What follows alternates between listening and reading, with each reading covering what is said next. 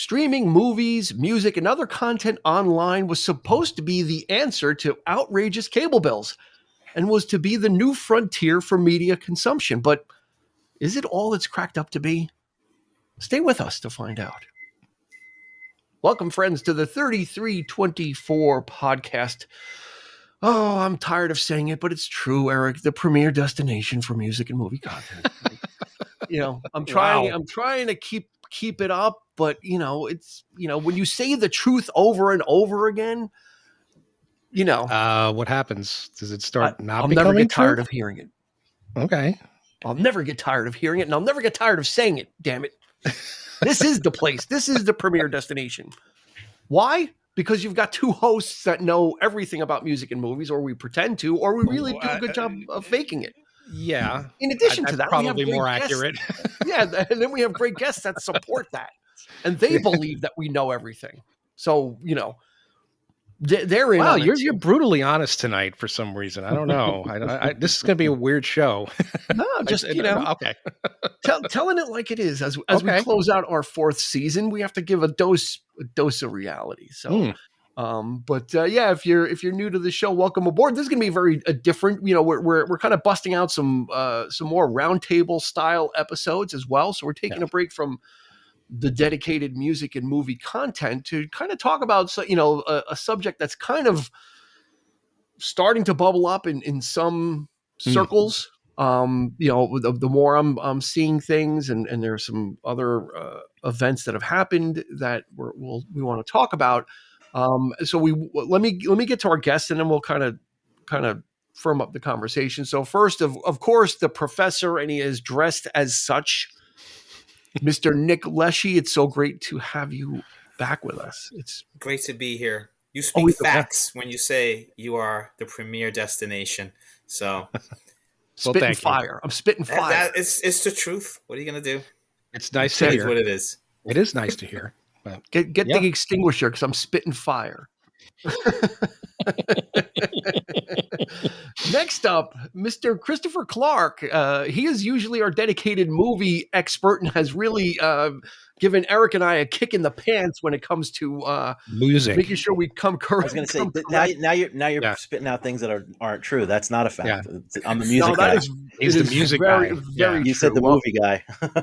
Chris, but it is an interesting pairing because Nick Leshy is the movie guy. He's the guy that went and saw how many films last year, Nick? Yeah. You impressed the hell out of me. I was like, I didn't even make that many films this year. There's titles I never even heard of, but that's well done, sir. Well done. He's quite prolific. Yeah. And Chris, welcome aboard, sir. Good to be here, man. I'm looking forward to this conversation. Yeah, it's gonna be an interesting one.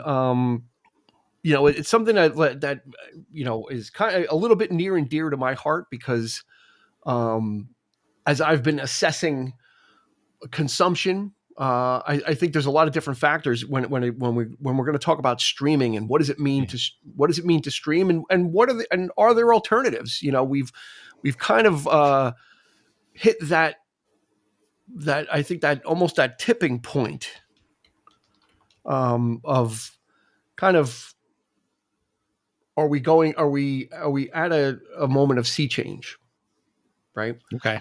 So let me start it. Let me start the conversation this way. It's kind of how did we get here, right? Back in the day, right? You could talk about DVD or VHS, right? Yeah.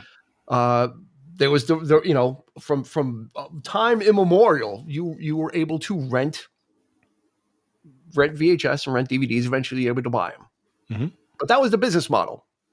Is you can buy it and watch it, and stuff that you really loved you would buy and you would have a collection, right? In as much as you had a music collection, now you had a collection of actual movies stuff you didn't tape off of HBO, right? Like stuff that was officially released. So that was the model, and everybody was building their collections, right? Buying DVDs or laser discs, whatever the format was, or transitioning from one to the other. Same thing with CDs. We went from vinyl to cassettes to CDs, and and you built your collection. And then this company came along that kind of said, we'll rent DVDs to you, but you don't even have to leave your house, right? And this company was called Netflix, and they said, you know what? Well, you sign up, you get 3 DVDs a month or however many, and as soon as you watch it, you put it in the envelope we sent you, and you send it back, right? Yeah. And Chris, did you have Netflix from the jump? Like, do you remember? Is that something that was a thing for you? Well, it was like right around the time like I was like finished. Like I really remember Netflix like around that like time where I was graduating college and still living at home. And I remember my dad and my brother and I, we would get Netflix, and it was kind of like my dad used it as an opportunity to you guys should watch these movies, and like all the movies from the 70s that he never got to show us. It was like, okay, well, let's find this one and find that one. Cause the early model of Netflix with those DVDs, it was like anything and anything you could possibly think of, they had a DVD to mail it to you. I remember that's how I saw a lot of the old punk rock documentaries, like Another State of Mind and all these other really cool movies that I wouldn't have been able to get at like my typical video store. And then that went away. And now now the way Netflix is set up, it's almost kind of limiting. It's not as like expansive, but there's also the ease of, I just need to turn on my TV and not have it mailed to me either. Well, yeah. And there's a couple of reasons for that. I mean, Eric, you were, I signed up for Netflix when it first came out, because I'm like, this is cool. I don't have to go to Blockbuster and browse around. I have the video stores now in my house on the computer. Right? Yeah, and were you a Netflix subscriber back then? No. Nope, never did. I mean, I knew people who did it, and that kind of thing, and but no, I myself, no, I don't know. It just seemed like a lot of work. Yeah. Okay. But I much rather go to the video store and be able to pick out what and maybe they didn't have as much as Netflix provided. Yeah. But sure, sometimes if you don't know what you're looking for, it's easier. It's so that was always how I kept myself sane in terms of just collecting stuff and over the years. But no, I never used the model. It was always Blockbuster or So you would just go in person. Yeah. Mm-hmm. Yeah. Nick, did you sign up for Netflix when it originally started, when you would get the DVDs mailed to you and you'd mail them back? No, but some of my friends did. I was a big Blockbuster guy at the time. Just like Eric. And they were getting things back and forth. But once, we started getting, everything streaming, I was one of the, the adapters. So a lot of my friends weren't on all the streaming services. And I was like, yeah, give me all of them. When I moved, at first I was thinking of just cutting the cord completely and going without TV. But my wife was like, no, we need television, and this was before you had like the Hulu with live TV and all those other things. Mm-hmm. And now it's like, there's still issues with streaming, like the buffering and losing connections and things like that, But you said earlier at the top of the show how a lot of people thought this would be the answer to the expensive cable, where you get all these channels and you don't watch all of them. So, everybody's like, just pay for what you watch. But now everybody's got like 15, 20 streaming services and yeah, so which we'll get to. We'll get to. Yeah. We're gonna kind of climb the ladder and get there. Chris, what do you got? I mean, just to kind of piggyback on what Nick was saying, my wife is very much the same way. Like, she still has that kind of like, don't know that I'm ready to completely get rid of my cable box yet, and so now now I'm paying this ridiculous bill to Optimum on top of like all the streaming services. It just seems kind of absurd. Yeah. It's. Well, let me tie up this part, and then we'll get to cutting the cord and all those other things. Netflix didn't start their streaming model till 2007, so they had quite a few years under their belt of just the rental model with different tiers of how many DVDs you can have out at once. You can have 2, 3, 4, whatever, and you were just constantly mailing stuff out and stuff was coming in. And then in 2007, they said, okay, we're going to take the video store online, which was revolutionary at the time, and that was supposed to be the future, right? And it was the future. It was like, here's this service that you pay and they have everything. right? And that was what the dream was supposed to be. And probably around that time, I probably started boxing up my DVD. I had a big, huge DVD and huge CD collection, and definitely probably around 2007, I started just boxing up the DVDs because I could just watch it. It's like, yeah, I have Cool Hand Luke, but it's on Netflix, so I don't need to take the DVD out. I can just pull it up for $8 a month or whatever, right? And I think everything was all. I mean, Eric, did you do the streaming of Netflix at the time, like early on, or no? At the time, no. Okay, nope. Have you ever done Netflix streaming? No. I mean, so now I have. I got the service. Okay. Well, we did. I had several streaming services. Which okay, good. Well, good. We'll get there. But yeah, Chris, did you sign up for Netflix when they started streaming? Actually, I didn't get Netflix streaming. I distinctly remember getting it when my daughter's 15. I think I got it when she was like 4 or 5. And the reason I remember that is because a friend of mine gave me her boyfriend's login to Netflix, and then my daughter decided to add her own account. And then suddenly I couldn't log in anymore. And my friend's boyfriend thought she was hacked, so I had to get my own Netflix account. There you go. Yeah, so I've had it about 10 or 12 years. And you were just, and I mean, that's the way it was, right? There was literally everything was there at the time on Netflix. Right. And I think I got it more for the fact that I wanted to watch the shows that were on there, like Orange is the New Black and The Crown. Like for me, it wasn't so much the access to the movies as it was, at least with Netflix. Yeah. The thing about Netflix for me was more the shows that they were putting on were like really well done, and the original content, the writing is fantastic. Like, yeah. And even now, like I just watched one, American Primeval. Like they do really good stuff. That's like really good shows, and that's the thing I think that draws people into getting all these subscription services is that like, oh, there's this amazing one that's not like the water cooler talk, and so now I've got to spend the $10 a month on this one on top of the other one so I can watch. So yeah. So absolutely. That's why I'm really into Netflix. Nick, did you have this? Do you have this? Do you currently stream Netflix, or have you had? Yeah, I have literally everything. Okay. I feel like I need everything. So you name a streaming service, I've got Broadway. I've got Shudder. I've got obviously Max, and Peacock, and Shudder is horror. Everything. Horror films. Yeah, I've got everything. Okay. So I think you're going to be on one side, and I'll probably be on the other, and I think Eric and Chris will be in the middle somewhere. Yeah. So everything was well and good.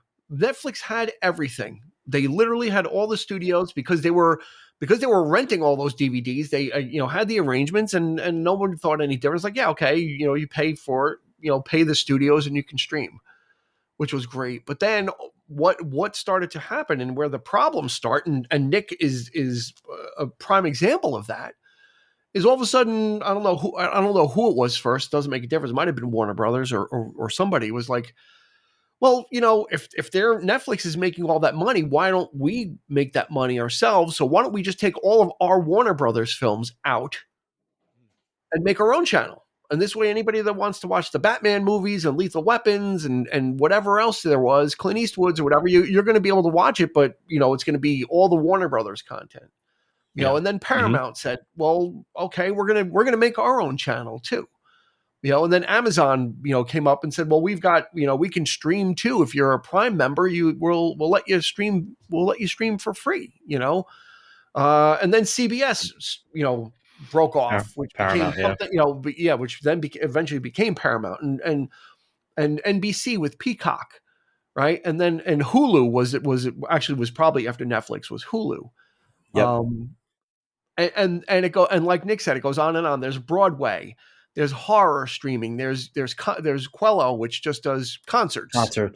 So now what was once all in one compact place for one bill has now been spread out throughout all, everybody kind of took their ball and went to their own playground.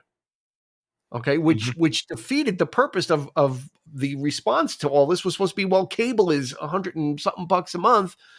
Cut the cable, Eric, right? And cut the cable and do this instead. Yeah. Yeah, cable. I mean, I'm trying to get my parents off cable. I mean, because we're trying to show them the streaming, and it's you think it might be they're paying. I think it almost some ridiculous amount just to watch, just for basic. Mm-hmm. Mind you, this isn't like they don't have HBO, they don't have all the big channels. They just basic cable because of the internet and such. Excuse me, combined. They're paying almost like $300 a month, which is ridiculous. Yep. Ridiculous. I mean, I was just about to say to Eric's point. One of the things that keeps us hanging on is we are a family of long-suffering Met fans. So I have the most basic cable you can get, and I've added Sportsnet New York to it, which is the here in New York the Mets channel. So for that, with my phone and my cable my phone and my internet is $245 a month. Yeah. On top of all the streaming services. But the real thing that frustrates me, getting back to my folks, is, I mean, they're up there, but it's like they have physical copies of the shows that my mom is a devoted fan of, things like Outlander and all these shows, like I got her into that show. So that's all she talks about. But she watches the same fucking episodes, like they keep showing like the reruns of the season. Yeah. She has I bought her all of the seasons on Blu-ray, and you could watch the entire series from start, from where, and then the new season comes out, she'll watch that. Okay, so we'll get that physical cut, but they refuse to do that. My dad's watching the same 5 episodes of Columbo, which you can get the entire series on Peacock, or Prime. The entire run, and they just don't get it. They don't, it's like, and you're paying this kind of money for just that. You know what I mean? Like, and you make a good point habits. Before I get to you, Nick. Yeah, exactly. I think there might be somewhat of a little bit of an age gap there in maybe some fear of technology or fear that if you get rid of TV, you might miss something. Right. Yeah. And I cut the cable. I cut the cable on TV years ago, probably well over 10 years ago. I said, there's not anything that is giving to me that I can't get elsewhere or for free. I get my news from YouTube. There's plenty of commentary, all different opinions. I can get everything I need elsewhere. So Nick, what were you gonna add to that? Just the fact that it is a lot. And before, I related to what Eric was saying, because even though I'm not as old as maybe his parents or grandparents, it's like I used to collect DVDs, and before that, VHS tapes. And I had friends who collected laser discs, and it was that fear of missing out, like you said, Dean. It was like you wanted everything and wanted to make sure you had it.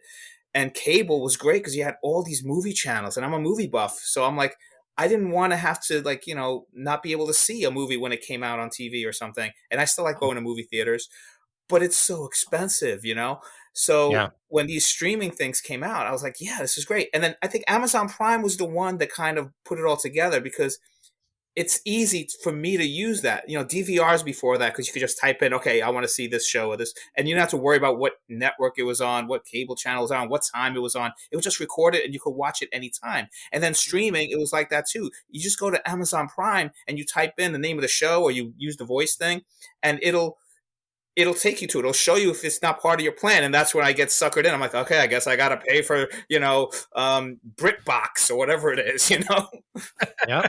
Well, the free trial. I was going to say, and that's what gets you those free trials, because it's 7 days. Then you forgot, and it's if you're paying by credit card, you have to really look and see it's all itemized, Yep. Absolutely.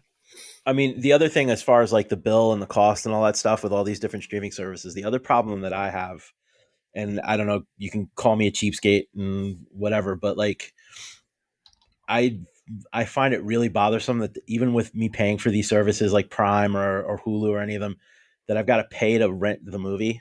Like that's the other thing that really kind of annoys me. Like, because my son is way into football and stuff, and he's starting high school. And I was talking to my wife. I said, it'd be really cool.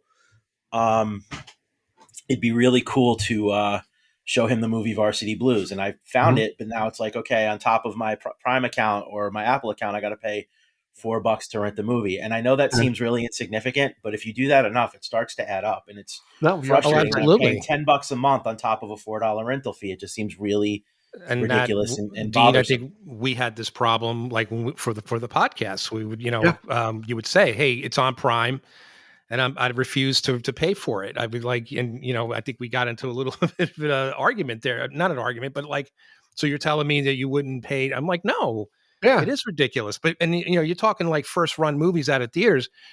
My daughter and my wife, they wanted to watch Wicked. I hadn't seen it yet. So like, oh, we're going to watch, Wicked time to time. We have movie nights. And my daughter was like, I'm going to buy it. I'm like, don't do that. Don't do that. Because it was like $30 to buy, $20 to rent it. It's not available quite yet. It's still you're still kind of getting a first run film. Ludicrous to me. $20 to rent this freaking thing. She bought it, and I'm like, don't do. And I kept telling her not to do that. I said, did they ever take this title off? Which they probably will at some point, because somebody will get the rights to it and they'll put it on another streaming channel. You're going to lose it. You're not going to be able to have it. She thinks she's going to keep it forever. I'm like, that's not going to happen. Because if they don't have that title anymore, you've thrown away money right there. That's the one thing though I will say isn't too bad. Like that one I can almost live with, because I went to go see. The only reason I went to see it in the theater is because someone gave us movie gift cards for Christmas. Yeah. But like for each of us to go, I think it was like $16 or $20 at the end of all in. I think it was almost $100 for the four of us to go see a movie. So if I've got to pay $20 to see a first run movie in my living room, that I don't feel like I have to see in a theater, that I can live with. What I'm talking about is a movie that's like 30 years old, and now I'm paying a rental fee on top of my $10 monthly fee is where I get a little annoyed. Go ahead, Nick, and then I want to jump off of something that Chris just said. That's why, Chris, you have to become one of these loyalty programs to places like the Alamo or AMC or these other places. If you see enough movies, it pays for itself. Okay. But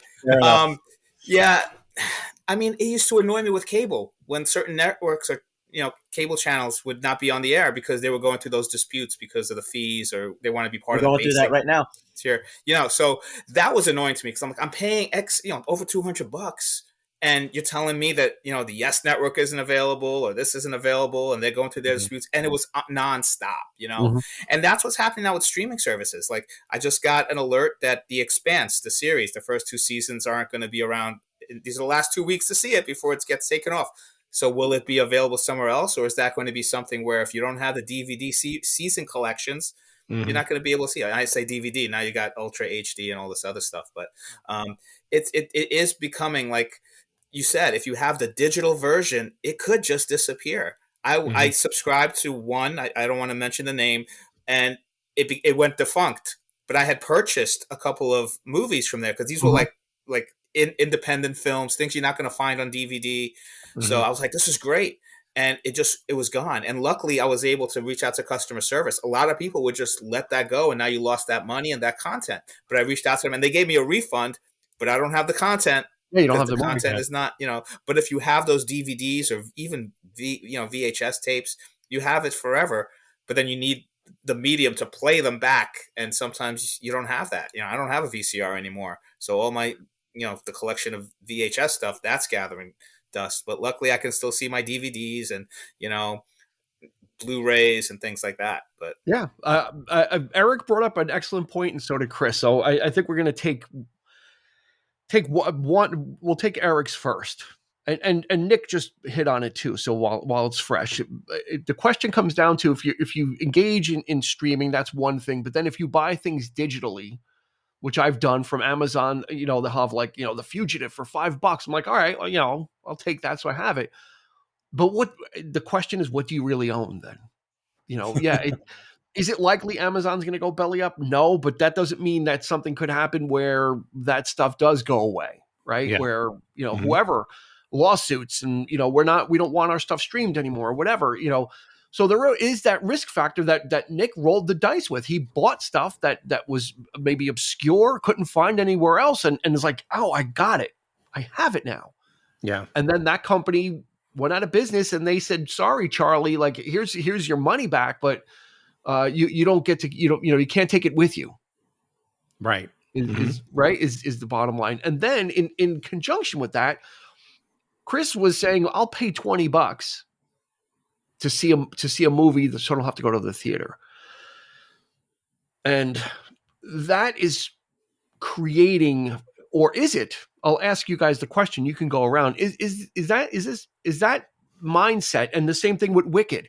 Is it part of a larger disconnect? Are we disconnecting from that communal experience? We lament, we on the podcast, when we do a movie or when we do a concert, music, we talk about, I saw this in the theater. Yeah. We went to the theater, and Eric and I went to the theater and saw this, and that's what made this podcast, is those communal events that we shared. Yeah. That create that bond. Now we'll start with Chris. Is all this playing a part of a larger disconnect with us being disconnected from the content, since it's so easy? We'll get into doom scrolling. That's next on the list. So you guys can start thinking about, if you don't know what doom scrolling is, we'll explain it to you, but we'll get into doom scrolling. But is this creating that disconnect, Chris? I know it's expensive, and you definitely, right, that's definitely a barrier to entry. Right. Well, I mean, and that's the thing, like for me, it has to be, and especially when, you think about a family and a budget and all that kind of stuff, like I really have to want to see the movie and pay for the ticket to go and see it. Like Wicked, I saw the show on Broadway. I really liked it, but would me personally, spent $20 to go see that in the theater? No. All right. But at the same token, the Dylan movie that just came out, A Complete Unknown, I went with my dad and my brother. I would have happily laid out the money for that because it's something I really wanted to see. So like, that's the whole thing, is like, yeah, those movies where you're on the fence about going to see, maybe I do want to see it, maybe I don't. To me, the ability to see it at home and see it with, other people and only pay the $20 fee makes it a lot easier to swallow than if I, I'm going to pay that money where I might not have, because I didn't want to go see it in the theater. But at the same time, I don't think everybody has that mindset either. I think you make a good point. I think we're very much in this age of convenience where it's a lot easier to just like, let's just all like watch it at our house and not go out and have that experience of a theater and seeing certain, some movies are meant to be seen in a theater. And I think that is being lost. Like last year, Ghost put out a concert movie that I made a point to go see with my son and my brother, because to me, that's something that should be experienced in a theater. Or like when I was a kid and The Exorcist came back into the theater, I went and saw that twice, once with my girlfriend and once with my dad, because to me, that was a movie that needed to be experienced in a theater. And I think people don't think about those things anymore. It's like there are movies and there are moments that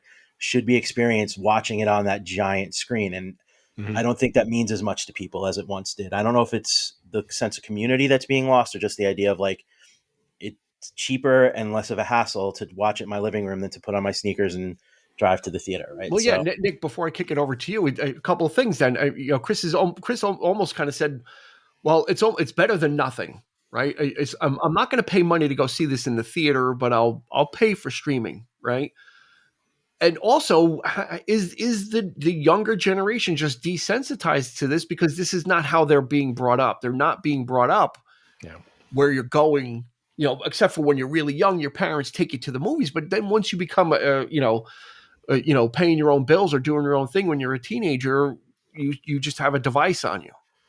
Right. And it's so much more disposable. Like, even I know we're focusing more on the film side of things, but I even think that's music too. We're gonna get true for music. I mean, like as much as I love Spotify for the fact that I'm a music freak and I can listen to whatever I want whenever I want, I think the fact that my kids lost that ritual and that community of, I found this in a unknown, some random bin in a record store that I never thought I was going to find this album, or Saturday night, let's, drive up Central Avenue to go to Tower Records and, we got money to burn and let's see what we want. Like that whole joy and that whole passion of film and music, I don't think this generation has, because it's so easy to have. And in some senses, it's so disposable. It's very transactional, right? Exactly. Nick, what do you got? I guess movies have been around for so long, 100-something years. So they survive TV. Obviously, you're going to have people that go to live theater shows, live concerts, live sporting events. But movies, for the longest time, were not threatened by television. But now they are. Now you've got home entertainment systems where you have the widescreen TV, the surround sound. So there's a lot of people that say, well, why should I pay money and go see it you know, and all the things that people hate about going to the movies, the fact that people talk and, you know, that kind of stuff. To me, that's all the reason why I love going. There's certain things that you have to see with live people, hearing people laugh, hearing people gasp at certain points. I love that, you know. And I like not having the distraction of watching something at home. Whenever I'm watching something at home, even if I turn off the lights and I'm just focusing, I'll get distracted. I want to drink. I'll go to the, you know, I'll pause it. And, or, you know, sometimes I want to be like, okay, I got to rewind it and hear that again. In a movie theater, you're really a captive audience, and you have to sit there and enjoy. And I love that about it. And there's certain things like seeing movies like, I just went to see Clockwork Orange on the big screen. I'd seen that movie on TV so often, but seeing it with an audience, and some of those people in the audience were seeing it for the first time. That's the way to watch some of those movies on a big screen, the way they were intended to be watched, you know? Yeah. Eric, before I kick it over to you, Quentin Tarantino gave an interview recently, and he said, what is the point of making films? He goes, it's going to be in the theater for 4 weeks. It's going to go to streaming right after that. People don't really go out to watch it. So what is the point of making an actual film when the art of, or the experience really doesn't exist anymore? You know, so it's got a point. And is this in response to why are you only making 10 films? Is that, I think it was recent? I think it was just I think it was generally just ranting about like, I think they were talking about, well, he said he's not going to, just to veer off, he said he's not going to make his last film until his son is 6 years old. Okay. Because he wants his son to be on the set, and he wants his son to have something to remember and have an experience. So the son is 5. He goes, but I'm not going to do anything, but I'm going to write. But he said, what's the point of that anyway? Because that whole, I guess the magic and the majesty of movies is gone. It's in the theater for 4 weeks. They get what they can because the diminishing returns start almost immediately, sometimes in the second weekend. So we got to get it. We got to get it to streaming. So, but you know, as someone who's really a physical media purist, do you still find yourself going to the theater though? Oh, absolutely. Yeah, that's the only, I mean, first and foremost, I mean, that's the only way to experience a film. And after that, you know, you have seen it, you experience it, but I have to, I mean, I'm still going, I mean, I could own a movie. I have movies sitting on my shelf that I've had, Blu-rays that I've had for 20 years. Mm-hmm. Of course, before that, it was the DVD. Before that, it was the VHS. Mm-hmm. You know, I've upgraded, you know, but there's still like Blu-ray now, like 4K is coming into, but I won't replace my Blu-ray with 4K unless I don't have the film. Yeah. And the only time I buy 4K is if it comes with the Blu-ray, because I have so I have both. Yeah. But you were talking about like, you know, the kids not being desensitized. Yeah. Well, I took my youngest son, who really has taken the time to really appreciate my love of film, and you know, I've been showing him movies left and right, and he's loving it. Last year we saw Close Encounters in the theater, 40th anniversary. I have it. Awesome. I've seen it, you know, so many times. One of my favorite films, and the experience of seeing that again on the big screen was you know, and it was the director's cut, like his third version. So the compromise there. I mean, I had never seen that version before in the big screen. Fellowship of the Ring, we saw. The extended cut, no less, on the big screen. That's an investment of time. Yeah, yeah. There you go. I mean, that blew us away too, because it was 4K. It was the 4K, you know, which looked phenomenal. It sounded great. Rear Window was another one. Yeah. Fathom, you know, the Hitchcock movie. Yeah, yeah. Oh my God, that blew my mind, because I had obviously never saw that in a theater. You know, I only ever had the VHS or physical copy. Yeah. So going back and seeing these films again, it's like, you know, if I own it, I don't care. I'll pay the money to see it on the big screen, because I have to. Yeah. It's a special experience that kind of. It is a shame, unfortunately, that like you were saying, like, you know, they don't last. They don't, you know, movies aren't made like that anymore. They're just it's more of a commodity. I don't know what it is. I don't know what changed. You know, the pandemic really did its job, and you know, but you would think that things are definitely had an effect. But I just don't think people I don't, like you say, I don't think they care as much anymore. Like it's just not something that is that important to.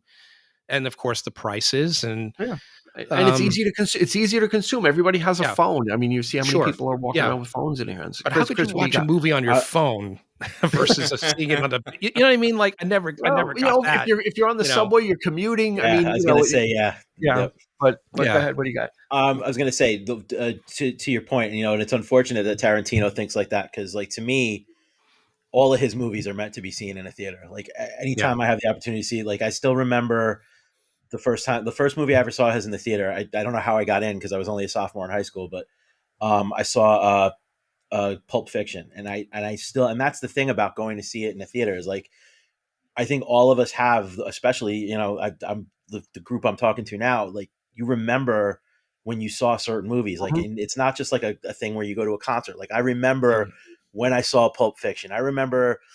And it's a sappy movie, but I remember when I saw Titanic, and even just like, you talk about people don't want to go because of the interruptions.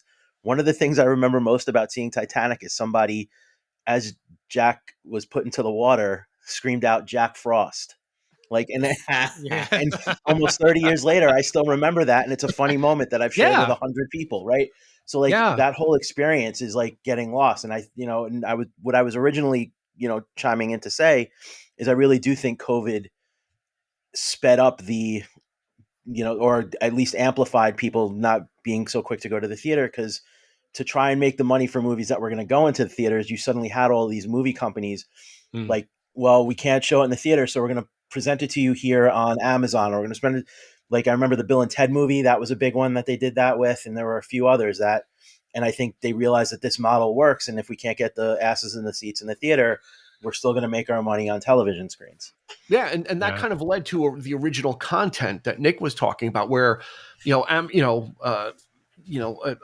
that sticks out is that movie Manchester by the Sea, which was made, was in the theaters briefly, and Casey Affleck won Academy Award, but it was Amazon owned.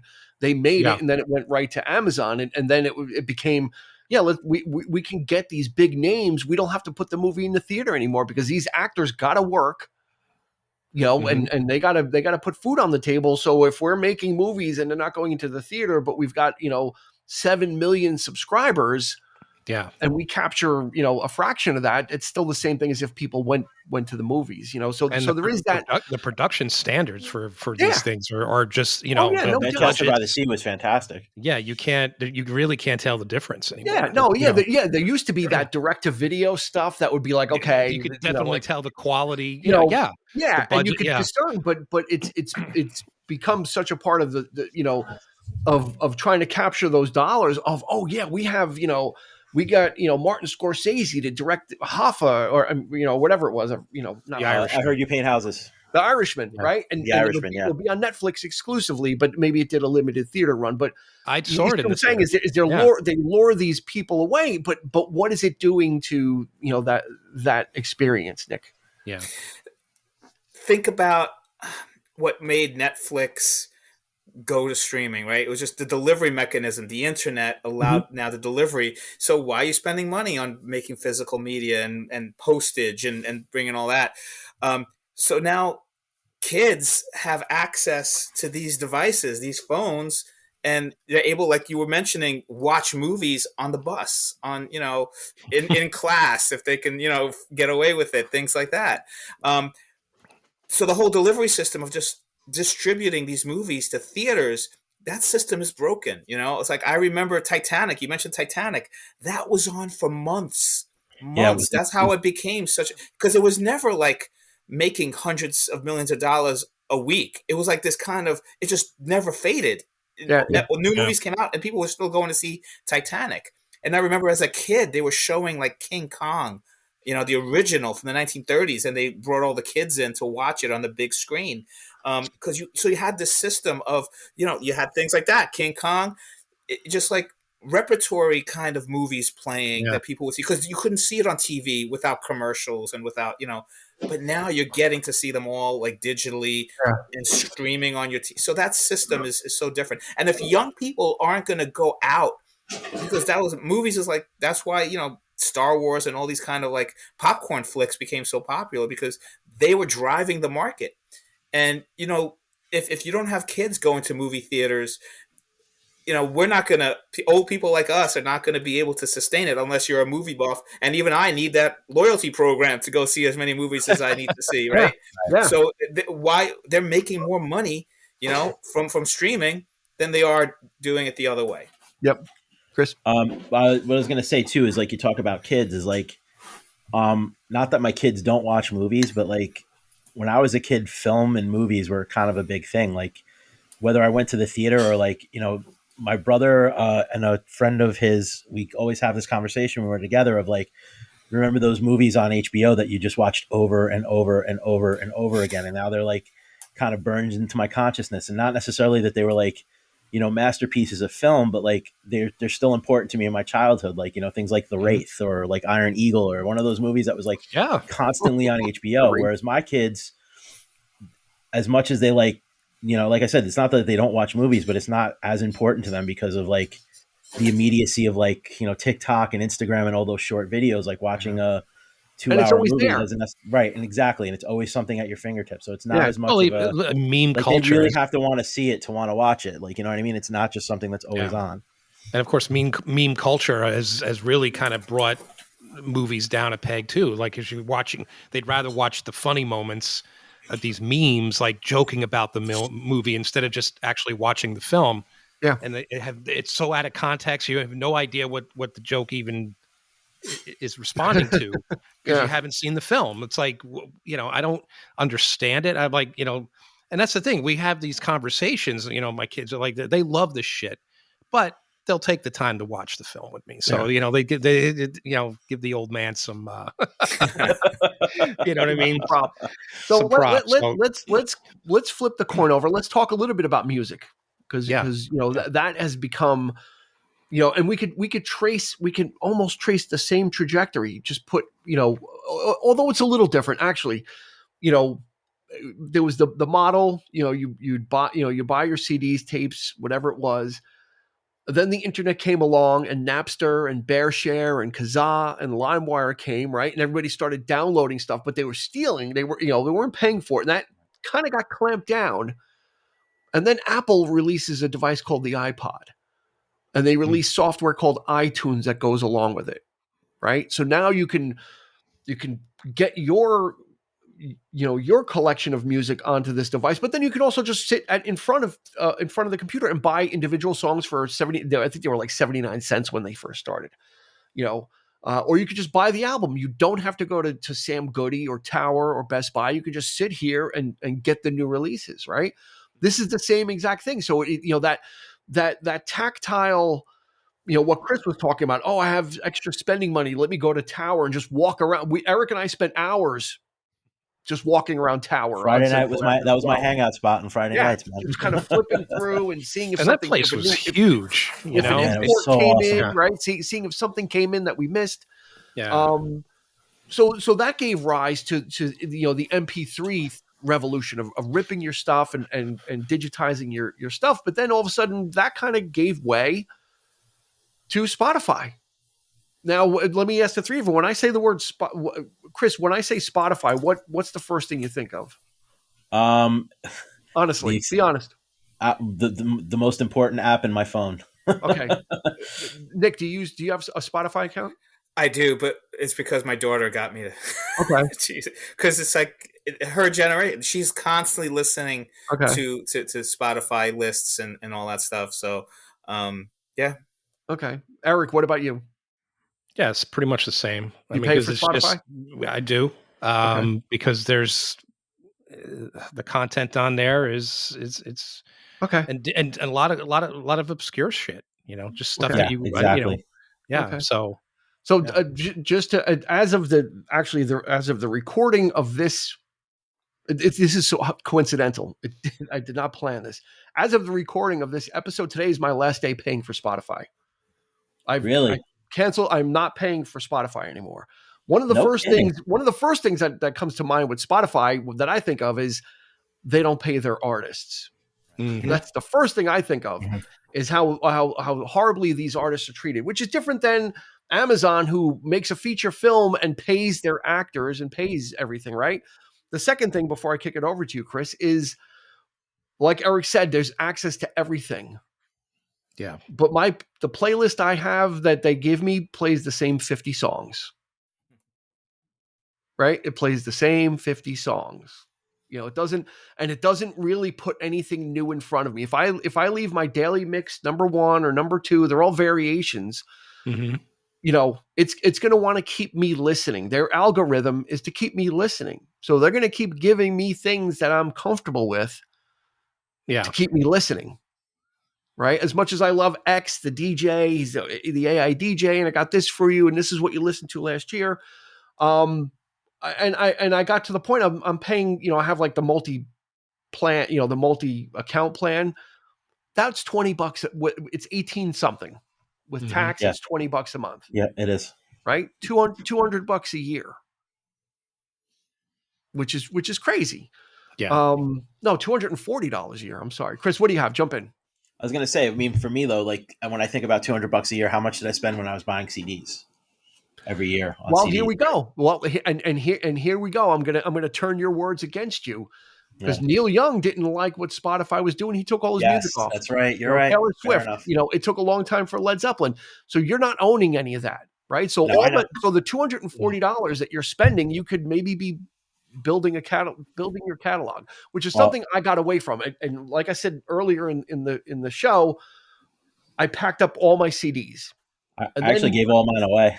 And then what happened is my CD, I'm like, these are taking up too much space. So I took them all out of their jewel cases, threw the jewel cases away, and I put them in a binder.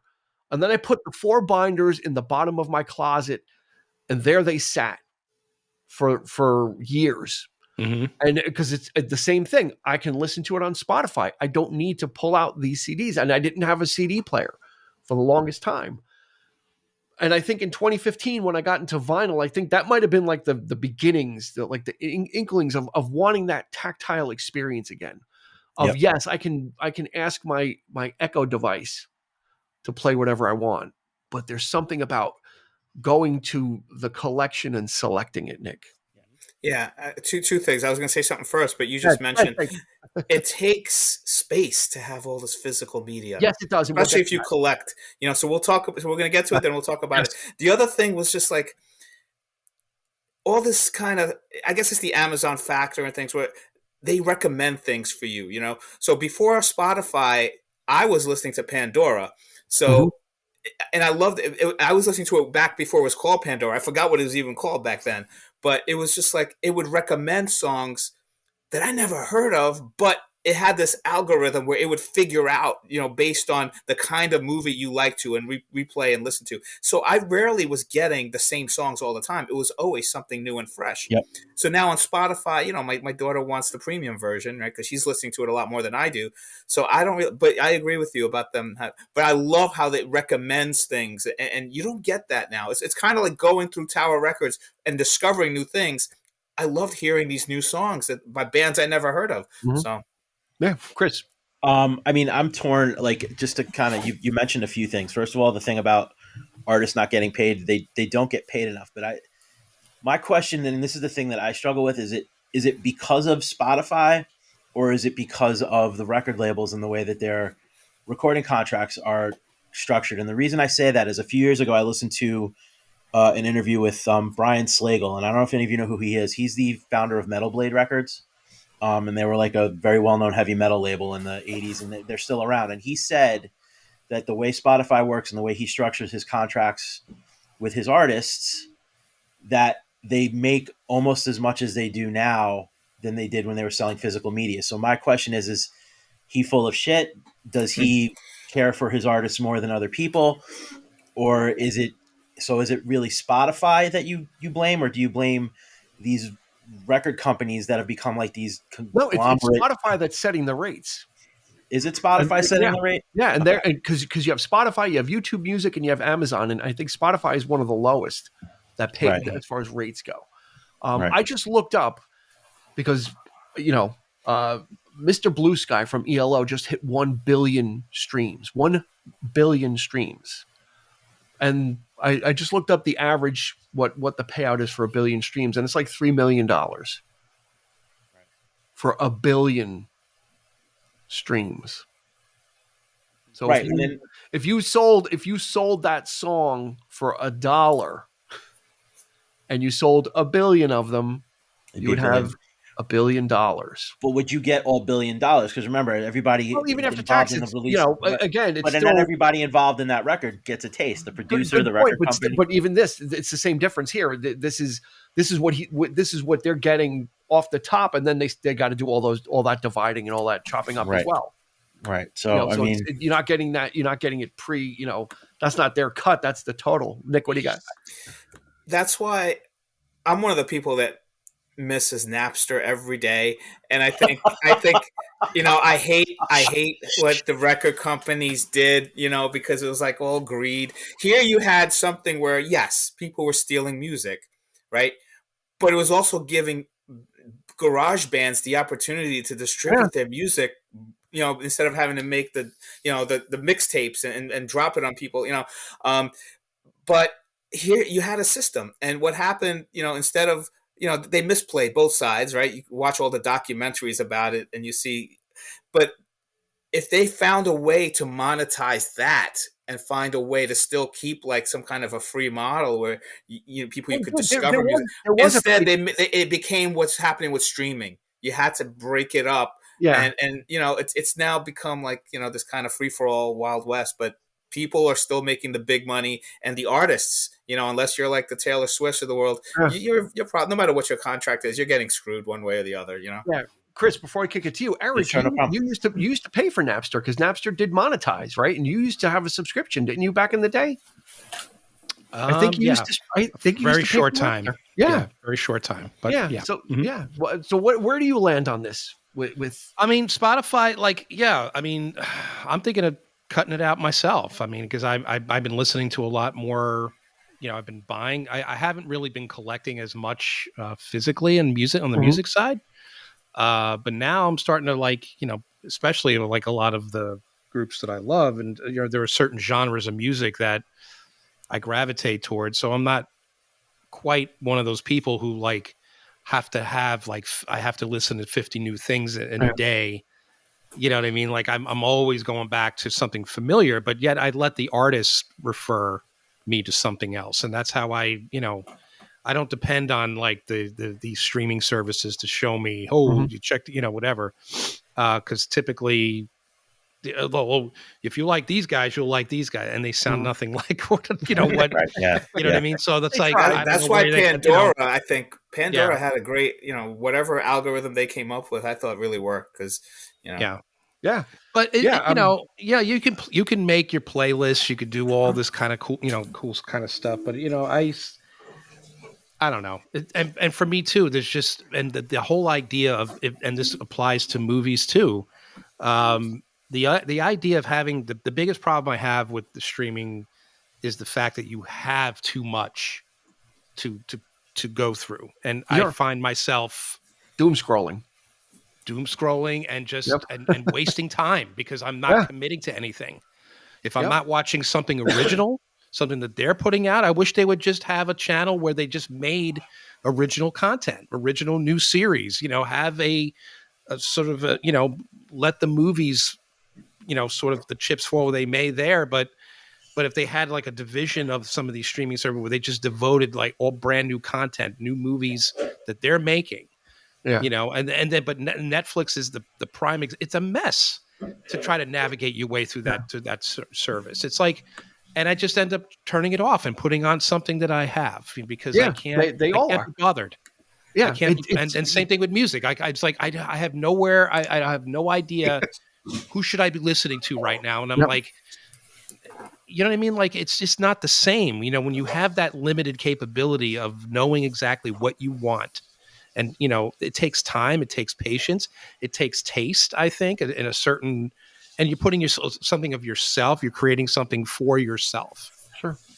Like you're not just, I'll just listen to anything kind of thing. Because I don't like everything, and I don't like every movie ever made, and I don't like every piece of band and that kind of thing. It's just impossible. So I kind of set parameters. You have to. So Nick, before I kick it to you, the thing that set it off for me was I when I had cable. I would literally do laps through the channels. I would go through the whole channels and get back to the beginning and then go through again. I'm like, all I'm doing is just carouseling. I'm just going through and I'm not stopping anywhere, which was what convinced me. It's like, none of this appeals to me. So why am I going to pay? And then, the same thing. I'll go to Amazon Prime and I'll see what's new and I'll just go through the whole thing. I'm like, okay, I didn't pick anything, and so, so having everything isn't necessarily great because we don't want, like Eric said, I don't want everything. It's nice to know that everything's available, but I'm never going to use all of it. Like I said, my playlist, the playlist that I get served is ELO, Eagles, Chicago, stuff I could easily curate, but which is going to lead to how do we get to new stuff? But let me kick it to Nick and then Chris. Yeah, I mean, I'm old enough to remember the days of when it was only like 4 channels or whatever. We would flip.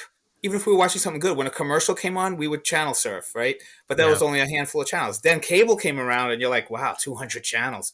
But you would still sometimes, like you said, Dean, carousel through all of them.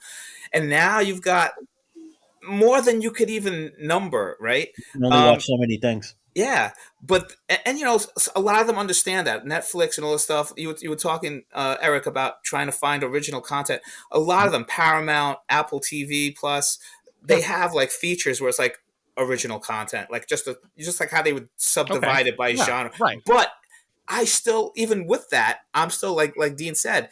Sometimes I sit down and I'm like, okay, I'm just gonna look. I'll find something in 5 minutes. An hour goes by, 2 hours go by, and I spent don't know what to watch. Watching trailers, looking things through, So Chris, what do you got? And it's to your point too, when it comes to that stuff with the streaming services, like I still find myself like going back, even for at least more so with the movies and the TV than with Spotify. But like I go back and I watch the same shows. Like my son has us all rewatching Ted Lasso right now. That's the show we're watching as a family. We watched it over last summer. And now we're watching it again. Like I'm not looking for anything else on Apple. I just went back to that particular show and we're watching all 3 seasons again. But as far as like Spotify, what I like about an app like Spotify, and again, my conflict is the biggest things I struggle with Spotify are things like, I think it's taken away some of the things that got me into music and sucked me into music, like going through Dad's record collection, going to Tower and finding music and getting, tapes from my cousin and all that stuff. Like my kids, as much as they love music, don't have that same kind of like passion or didn't experience those things. So there's like that, again, it's become very disposable, and I do also struggle with that issue with the artist. But for me, it's also like, there's this sense of like community where it's like, I'll get a text from my dad, I'm listening to this today. You guys should really check this out.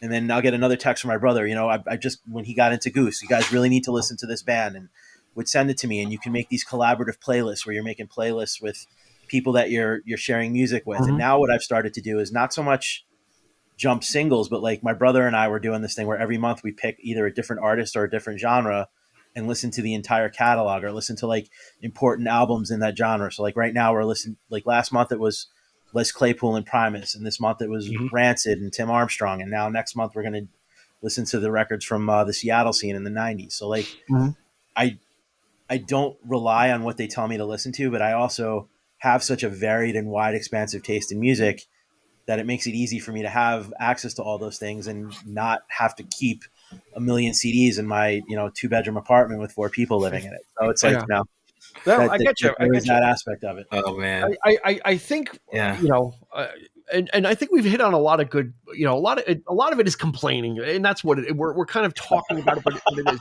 But I think we need to provide solutions, though. I think that's what I wanted to get to was, well, what do you do then? You got we spent the last 50, almost hour just talking about, well, how difficult this is and how it is. Well, we're not telling you to ditch streaming. I mean, it's going to be horses for courses, right? It's what what you want. For me, I also found that there was overlap. I was paying for Spotify, right? And I also pay for YouTube Premium. Now I pay for YouTube Premium. It's only $10 a month because I don't want ads when I watch videos on YouTube. What you get with YouTube Premium is YouTube Music, which has everything that Spotify has plus more, because you can get the audio versions of stuff that people upload, live concerts and other things that come with YouTube Music. So I'm like, okay, I have, since I have Amazon Prime, there's Amazon Music also. Now it's not the full thing, but there's access to music there. Mhm. That because I'm not going to get rid of my Prime because I order a lot of stuff from Amazon. So I think I would encourage people to look for things that's overlapped. I totally missed the boat that YouTube Music was a thing or how rich it was. And that's what I'm doing is I'm getting rid of $240 worth of Spotify.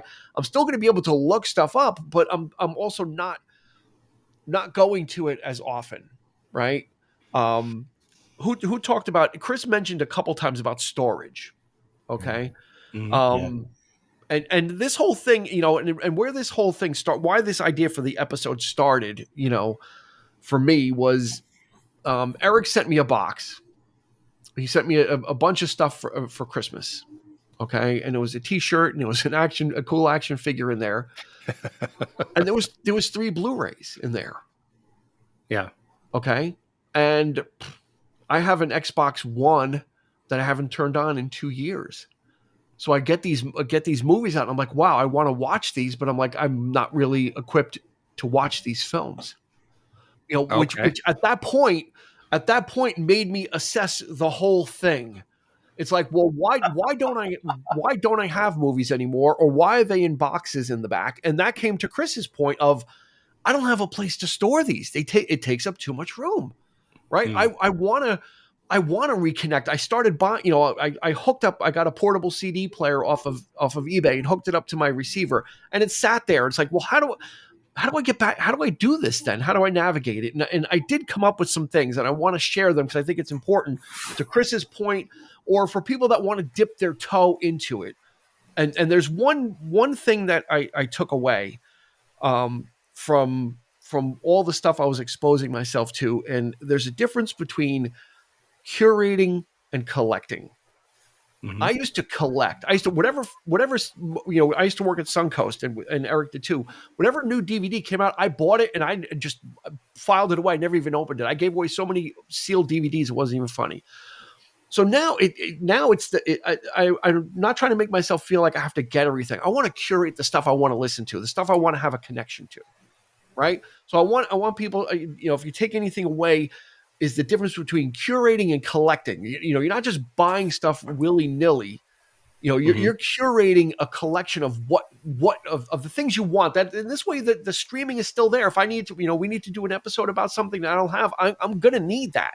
Okay, unless I buy it. But now it makes me more intentional about what music I want to listen to. Nick, you want to jump in real quick before I go? Yeah, because I wanted to talk about just having too much stuff, and it started with books for me. Like before I was married, I would collect DVDs and books, and then my wife got me the Kindle, and I was like, I can never replace a book.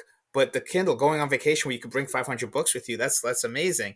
But there's still things you need that tactile experience, like you said. So to have that, it still has. So what you were saying about curating, I think about it like clothes. It's like, you can't. There's just so many clothes that fit in a closet, right? So every time you get something new, you're looking like, oh, I haven't worn this in a while. This has to go. So I think that's a great suggestion about curating. It's like after a while, it's like, okay, here's a DVD or a book that maybe I haven't. So I'm still guilty of just hoarding with things like that, So, but that's a great idea. I think people start thinking about it. How important is that? Are you going to watch that again? Yeah. Yeah. Or if you want to start a collection, that's exactly what it is. Don't feel you have to buy everything that's out. That again, there is a place for the streaming, but there's also a place. And Eric has been a huge proponent of physical media. He's been in since the day we started the podcast. He's been like, get it on. I have the physical media. I have the Blu-ray. And I'm like, in my mind, I'm like, dude, you could just stream it. Stop it. Yeah. Right. But even you too, Dean, you always have like every episode, like I feel like every episode I've done with you've pulled up a vinyl of it. So I do. And I said, that's what started it, but I have so many more, I have hundreds of CDs. So, and I have DVDs that I have a couple of boxes left, but they're in a closet because they take up too much space. So I started to, I said, I need to, if I'm going to do this, I need to have my CDs out. They can't be in binders underneath a closet collecting dust. They need to be out so I can physically browse them and pull something to listen to. I'm going to put a link in the show notes. There's a company called Terrafold. that has absolutely revolutionized what I have done with my collection. My DVDs take up this much room, and I have the box art in it. I have the art from the so I'm replacing a big thick piece of plastic, the DVD box, with this where the art fits in, the movie is in there, and it's slim, and I can flip through and browse. I've done the same with my CDs. I've replaced one piece of plastic for another. The art is in there. It's flippable. And then for Eric, they make Blu-rays also, which are also the same as my video games. So so what I've done is I've been taking out boxes of plastic DVD cases out to the recycling for the past 3 days, because I've now afforded myself the ability to have my collection, but then also to buy more without feeling like, where am I going to put this stuff? Because now this is, I think this takes up like the room of like 3 CDs, maybe even less. It's easy to browse through. Nick, what do you got? That's what I was going to say. How easy is it to browse through? Because I'm looking at that, I'm like, I got to get that. And then I'm thinking, how do I use just like my bookshelf? And I like seeing the spine. I like seeing the title. Like, those are like the records where you just kind of have to kind of flip through it, or is it easy? Flip through it that way. You flip through it like you flip through records. So I'm flipping through my collection, and all the spines are there. All the stuff's intact. Awesome. I have to check this company Terrafold has made these with the collector in mind, to preserve, because people want to preserve that box art. So I pull it out of the plastic, throw that in a corner, and then put it in the Terrafold. And now I had 3 boxes of DVDs. They are now in a little wicker crate with the Blu-rays that I can just flip through. And some of the boxes I kept, because some of the special editions have really special art. But now I have the ability to do that. I don't need to have the CD jewel case for this. I need the art, and I need the disc. But then there were some other ones like Highlander that I have, or whatever that I want to keep, or I have the Disney collection. So I want to keep those. So this relieves, I think, what Chris's stress point is I can't afford more clutter. I can't bring more shit, as it were, into the house, right? I can't really 100%. So this was step 1. So Eric kind of kicked me and pushed me into the road with this. Good job, Eric. So then the next step was, well, where am I going to get, if I'm giving this stuff up, where am I going to get stuff from? Right? Yeah. Where am I going to get music from? Where do I get more stuff? Where can I get? Well, if I want to curate and I want to see what's out there, where can I go? Because most the big box stores don't really sell music or movies. Walmart barely sells any. Best Buy got out last year, and I think Target is done.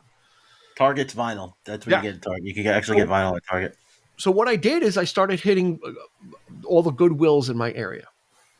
Mm-hmm. Okay, and your mileage may vary, but if you got the Goodwill, there were $1.99 for CDs, and I got a 3 CD Bruce Springsteen anthology for $2 in beautiful shape. I always check the discs. I got the Apollo 13 Blu-ray for like $4.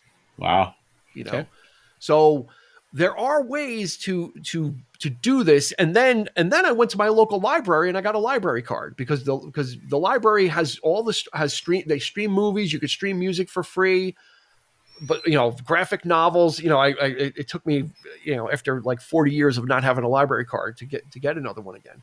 But then I found that my library sells used CDs and used movies, and they're $1 for the CDs. So I got the best of Sting for $1. I left 10 Summoner's Tales there. It's still there. It's $1. So I can now curate music that I want, not have to worry about where I'm going to put it or how it's going to be displayed, and not so that kind of loosens me up to maybe try something different or try a new artist, and before I kick it over to you. Yep. And then for new music discovery, I use Bandcamp. And a lot of major artists are on Bandcamp, and you can buy the music directly from the artist, so you're supporting them directly. All the big artists, small artists, I'm browsing through that and listening and say, oh, that kind of sounds interesting. It's like $10. I could take a shot on it. Chris, what do you got? I was gonna just say, because you're talking about like finding alternatives like the Goodwill or the library and all that stuff. What about, I know you do vinyl too. Like the biggest thing that I always blows my mind is like when I was on the radio station in college, I would go to this record store in Connecticut called Trash American Style, and I could get the original releases of, like, I remember I bought a copy of Moving Pictures by Rush that was pristine on vinyl for like $5. But now today you go and you want to go buy a copy of, it's like $30 or $40. Like, in those places where you buy used stuff, is vinyl still expensive by comparison, or is it like vinyl? Vinyl is a collector's market now. So vinyl went from being the stuff that you could buy a crate for $20 of good stuff to now it's a collector's market. I got in right at the tail end of before it launched, so I got some good stuff. But yeah, when I don't buy vinyl because it's a value. I buy vinyl because it's something that's really curating, because I'm not going to spend $40. It's something you really have to want. In other words, if you're going to buy it on vinyl, that is pure curating. So the next step I took is like, if I'm not going to have Spotify, what am I going to use to listen to? And again, to reconnect with my I saw this on Facebook, my collection, and I've resurrected my Zune. Okay. The Zune is one of the best music players, but what it was, I mean, this is like probably 2008. This is, getting close to 20 years old. I replaced the battery. I took the 30 gig hard drive out. I put 128 gig SSD in here, which is more than enough. And now I'm back loading songs. I'm back choosing music. I'm back making sure that, I'm picking, I just got a CD from eBay that I didn't have, that I thought I had, that I didn't. There's what it is it's more intention. There's more intention in my life when it comes to this. And, and it started with when I opened Eric's box and it had the fucking Blob in there. I'm like, oh my God, I want to watch. Like, he bought me the Blob. I'm like, I want to watch this. I got excited. I'm like, oh my God, he heard, we talked about it. And I made a brief knockoff statement about it, but he got it from me. I'm like, well, what am I going to do? How am I going to do this? And it made me then just rethink the whole thing. What am I really doing? What am I really getting for my money? What am I getting my money's worth? Or for the $20 I'm not spending on Spotify, spend $5 and go get 5 CDs from the library of stuff that I'm picking and expanding my collection. Maybe it's classical, maybe it's Sinatra, maybe it's whatever it is. Even if I spend $5 of that 20, I'm still coming out ahead, Nick. And you showing the Zune player made me think another positive thing about digital music. And it was the brown one. And I almost I almost jumped out of my seat at the end of Guardians of the Galaxy 2, because when he gave him the Zune, I'm like, yes, motherfucker. Like I have the brown Zune. I used to be a Microsoft rep. I'm like, this is, and actually it sorry to cut you off, but it made Microsoft actually have to re-support this, because people saw it in Guardians and they started going to get Zunes, and Microsoft's like, we stopped supporting it. We have to they put some drivers in for Windows 11 because people started getting these. So anyway. Yeah, but what I was going to say was like the good thing about digital, and there's many good things about it, but like Amazon gets trashed a lot. But I remember somebody stole my CDs. I had them in my car. They broke in. It was like the only time I'd ever been robbed of anything. And I got really annoyed. And Juliana, my wife, was like, you bought it from Amazon, right? So I went, and they had the digital backup, which I got when I bought the CD. So every digital thing that I bought is still available there, as long as it's still available. Well, you got to download it. But that's what I'm saying. But even if I download it and I lose it, I bought it. So it's still part of my Amazon account. So I could still download it again if I get a new computer, if I want to download it, because I paid for it. So it was all there. I was like, oh, I could just burn it on another CD, back when I had CDs. So that's the good thing. That it does have its benefits of being digital versus if I just had a physical medium and it got burned or it got destroyed or lost or stolen, it's gone. Yeah.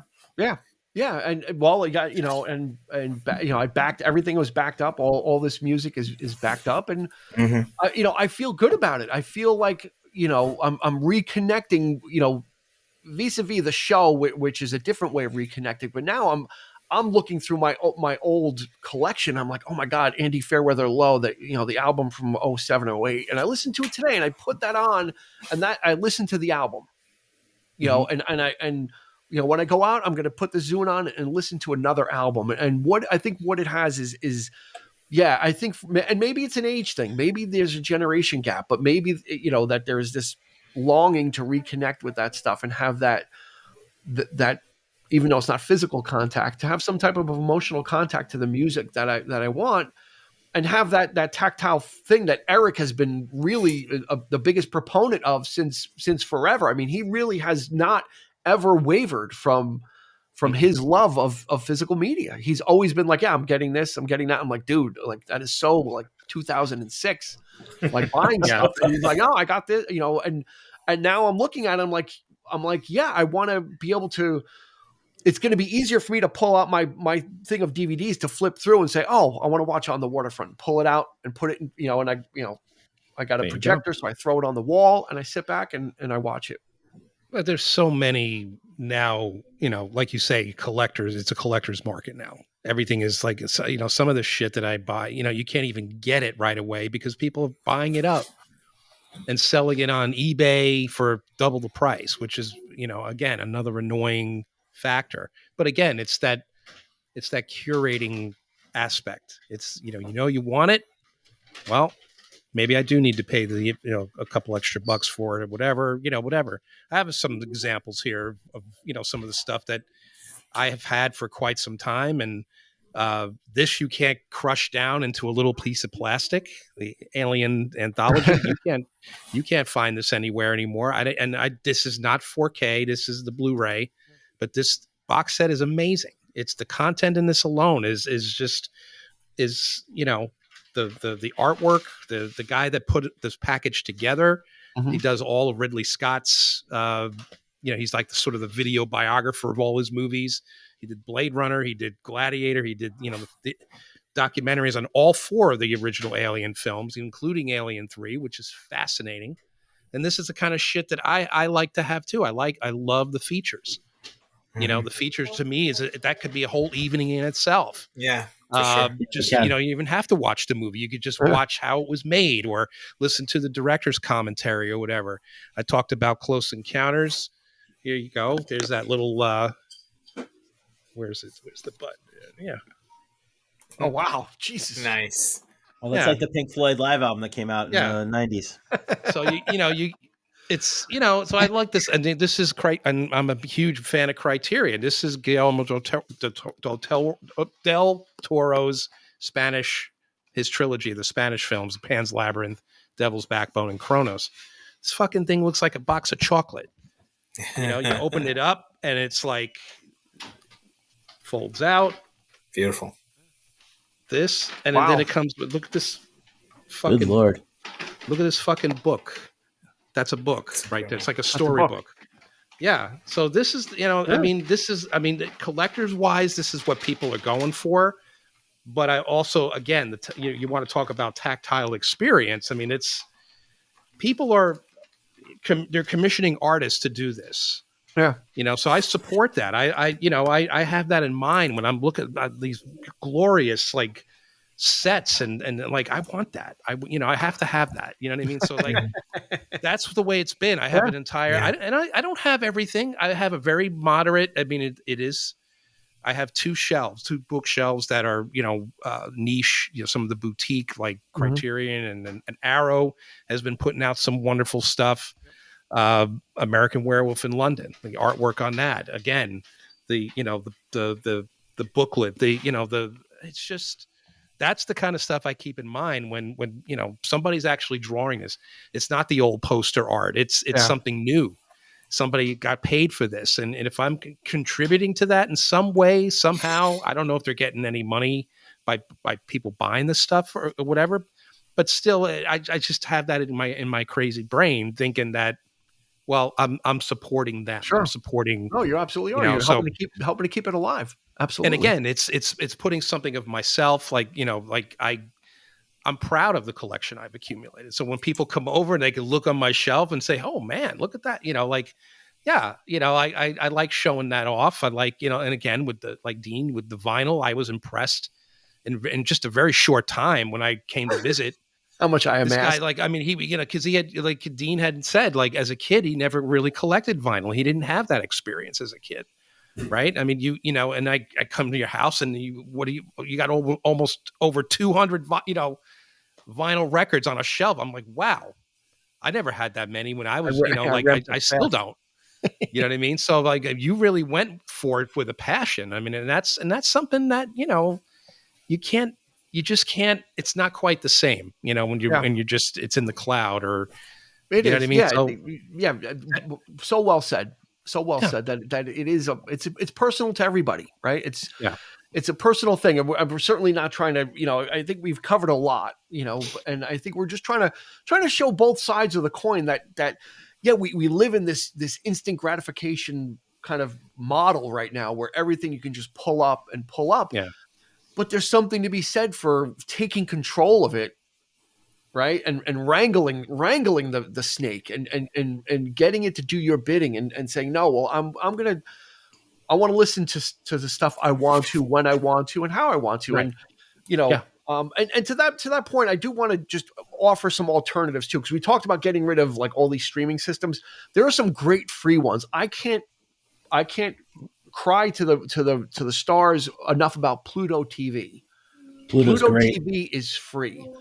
Yep. And I remember when Pluto first came out, there was like 2 channels. One of them was World Poker Tour all the time. When they showed commercials, it would be 3 commercials, but it would be the same one over and over. Now Pluto TV it's free. It'll always be free. There are movies on. They have one channel that's always showing all the Indiana Jones movies just over and over. And there are commercials, but they're uncut. Yeah. Another one just shows The Godfather. Another one's just showing 007. And then there's a channel near and dear to my heart that just shows Three's Company. They show all of them, and then they start over and they go through them again. I'm particular to the old Unsolved Mysteries reruns. Yeah, exactly. So Pluto TV for me has replaced what I was getting out of TV because I get my news online anyway. So my entertainment is there. Nick mentioned Pandora. Pandora is free, and they have a great he's correct. Their algorithm is great. I highly recommend Jeff Lynne Radio because you get Jack Johnson, you get all these interesting artists that kind of come through. Tubi is another free one, but I think they're either just bought by somebody major or getting bought by somebody major. I think Tubi is going to be streaming the Super Bowl for free as long as you sign up for a free account. You can get the Super Bowl. So I think what I want to put out there is that there's options. Yeah. That I don't want people to feel like you have to have Spotify or you have to have this. There are ways to get things, me getting a library card and then looking at what they had available for streaming, and they have a lot of foreign films and they get a lot of artsy stuff. And so I'm not kicking all this stuff to the curb. I can't. We need streaming as a part of our lives. It's we're living in this age, but there is room for that other experience, where you're stopping, which I got with vinyl. When I'm choosing the record, I have to put it on. I have to sit there and listen because I have to turn it over, when it's done and flip sides and then sit back down and just and calm myself and not just have music on all the time as a background thing, Nick.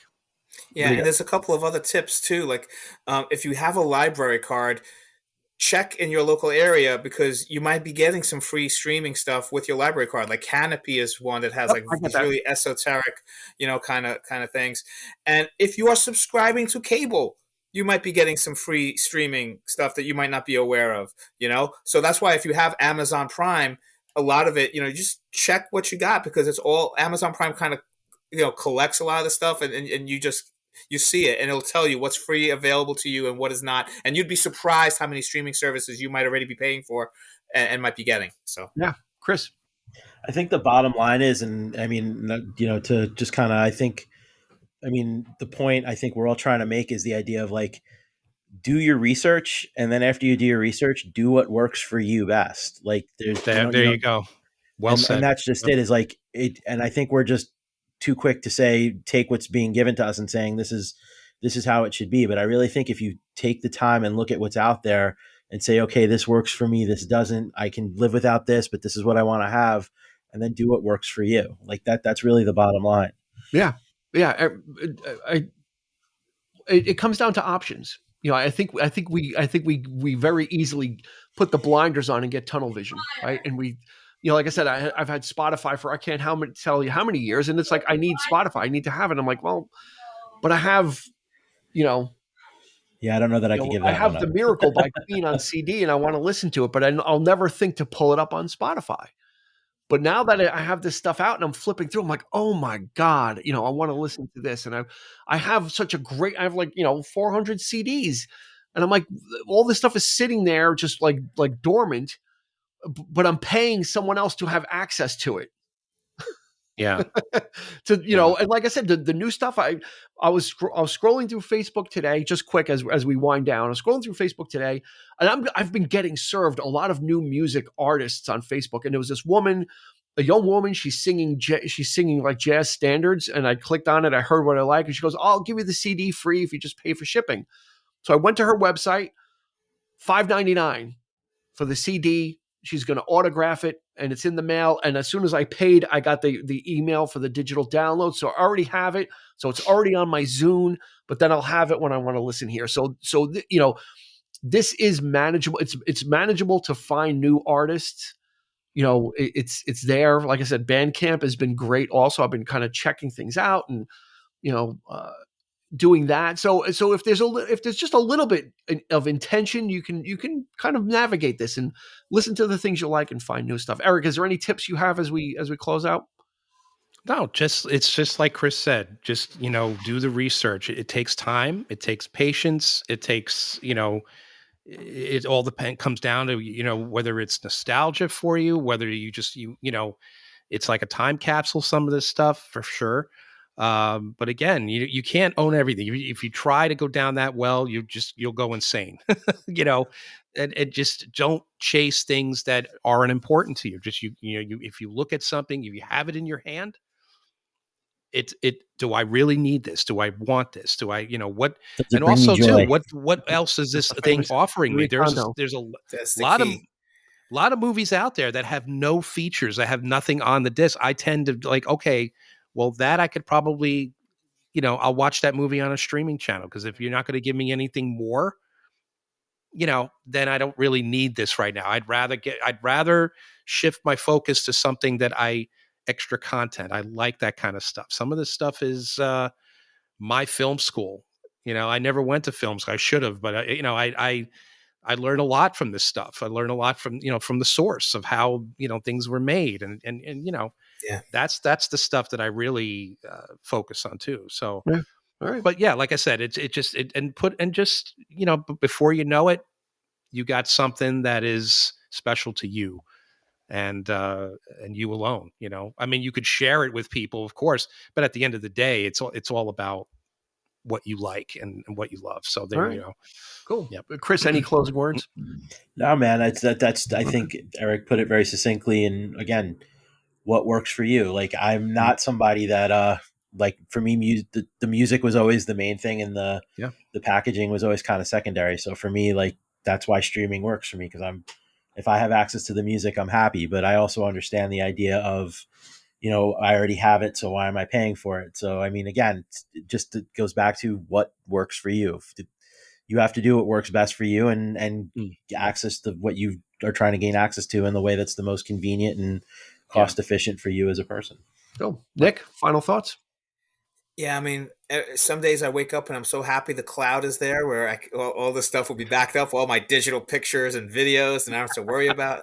But it could disappear tomorrow, right? So I like what you said about curating, and when you're trying to get rid of some of the stuff you have, ask yourself what gives you joy. Whichever one of you said that, I think that was fantastic. Look at it and say, does this bring joy in my life?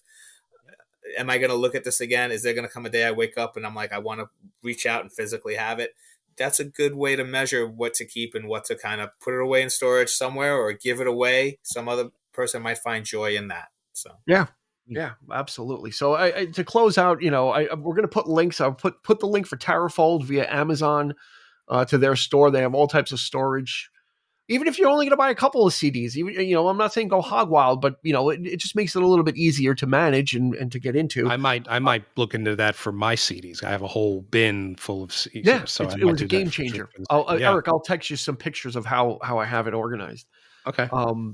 We'll put a link for TerraFold. We'll put some links for Pluto TV.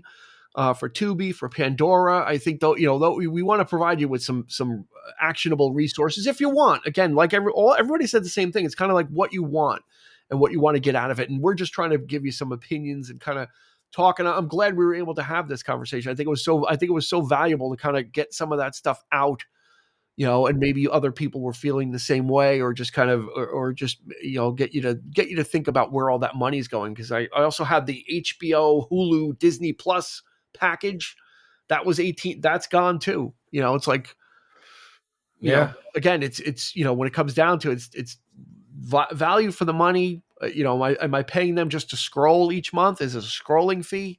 Right. What is it? But if you're getting the value out of it and you're watching it, then great. It's, that's what you're getting out of it. So that's going to do it for this episode of the 3324 podcast. Like I said, there's going to be a whole bunch of stuff in the show notes, so you can check that out. If you want to continue the conversation on Instagram, YouTube, or Facebook, we're happy to share more information. I'm happy to share any tips, tricks. You have more questions about how I made this change over, and Eric has a lot of information too about what he looks for when he's shopping, and Chris and Nick as well. So if you're looking to kind of what does it mean to curate, any one of us can answer that question. It will mean something different to you, but we can kind of point you in the right direction as well. So that's going to do it. Nick, thank you so much for joining us. Thank you for having me. The professor delivered, as always. Christopher Clark, thank you so much as well for your valued insight and hitting some of my launch points before I got to him, which was perfect. Good. I'm glad I could help. The segue master. There you go. Got me right there. And of course, Eric and I, we're going to continue to bring you episodes each Thursday, and hopefully more roundtables to come. So for Nick, for Chris, for Eric, this has been Dean. And please, go out and buy some music and movies.